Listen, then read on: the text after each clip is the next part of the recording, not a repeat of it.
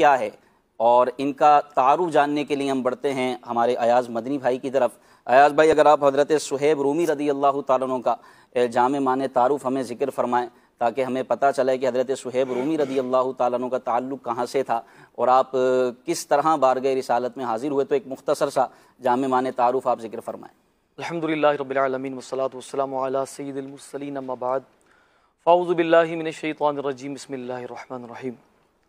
मुहिद्दीन भाई, शरफ़ सहाबियत ये सबसे पहले हम ये समझते हैं कि इतना ऊंचा और बुलंद बाला मकाम है कि अब कोई कितनी इबादत कर ले, रियाजत कर ले, मुजाहिदात कर ले, नमाज़ें पढ़ ले, रोज़े रख ले, हज उम्रा कर ले, सदका व खैरात कर ले, इस मकाम तक नहीं पहुँच सकता। क्योंकि इस मकाम तक पहुँचने के लिए हालत ईमान की हालत के अंदर हुज़ूर अलैहिस्सलातु वस्सलाम के चेहरे की ज़ियारत हो या सोहबत मुस्तफ़ा सल्लल्लाहु अलैहि वसल्लम मिल जाए तो ये ज़रूरी है। गोया कि सोहबत मुस्तफ़ा या चेहरा मुस्तफ़ा की ज़ियारत करना ये एक ऐसी अजीम इबादत बन गया कि जिससे सहाबा किराम के मकाम को फ़र्शे ज़मीन से उठाकर अर्श बरी तक पहुँचा दिया। सहाबा किराम अलैहिम रिदवान ने जो ज़ाहिरी हयात में नबी पाक सल्लल्लाहु अलैहि वसल्लम की ज़ियारत की और ईमान की हालत में ज़ियारत की, ईमान की हालत से रुखसत हुए, तो ये इनको शर्फ मिला सहाबियत का। बिल्कुल। और ये गोया कि समझ लीजिए कि इतनी अजीम इबादत बन गया कि सहाबा किराम अलैहिम रिदवान के मकाम को तो बुलंद किया ही, आपके आमाल का वजन भी भारी हो गया। नबी करीम सल्लल्लाहु अलैहि वसल्लम ने एक जगह इरशाद फरमाया, लव अनफक़ अहदकुम मिस्ला उहुदिन ज़हबन,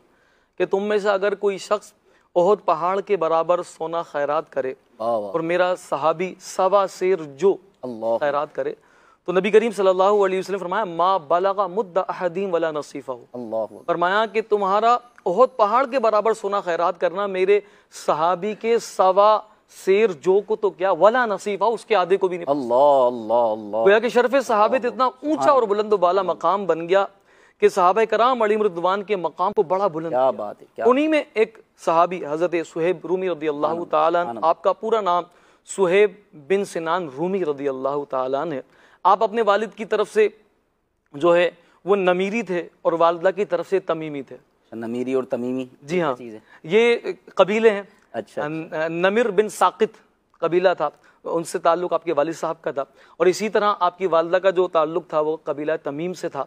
तो यूं नमीरी और तमीमी आप कहलाए। इसी तरीके से आप जहाँ रहते थे, जहाँ रिहाइश पजीर थे, वो साहिल फ़रात के किनारे एक गाँव था, वहाँ पर आप रिहाइश पजीर थे। आपके वालिद और चचा जान दोनों कसरा की तरफ से जो है शहर अबला के हुक्मरान थे। सही। वहाँ पर अच्छी ज़िंदगी गुजर रही थी, बड़ी अच्छे ज़िंदगी के दिन गुजर रहे थे कि अचानक से रूमियों ने वहाँ पर हमला किया और आपके सारे माल पर कब्जा कर लिया और साथ साथ कुछ लोगों को भी कैद किया, जिनमें हज़रत सुहेब रूमी रदी अल्लाह ताला अन्हु भी शामिल थे। आप रदी अल्लाह ताला ने बहरहाल इस्लाम कबूल किया और आप रदी अल्लाह ताला इस्लाम कबूल करने वालों में जब 30 अफराद हो गए तो उनमें आप रदी अल्लाह ताला अन्हु भी शामिल थे। नबी करीम सल्लल्लाहु अलैहि वसल्लम ने फरमाया, हज़रत सुहेब रूमी रदी अल्लाह ताला के बारे में फरमाया, ये साबिकुर रूम है, यानी रूम में सबसे पहले इस्लाम लाने वाले, ईमान कबूल करने वाले। आप रदी अल्लाह ताला का की जो रंगत थी इंतहाई सुर्ख और गहरी थी। आप रदी अल्लाह ताला का कद जो था वो दरमियाने से थोड़ा कम था और आपके बाल बड़े घने थे।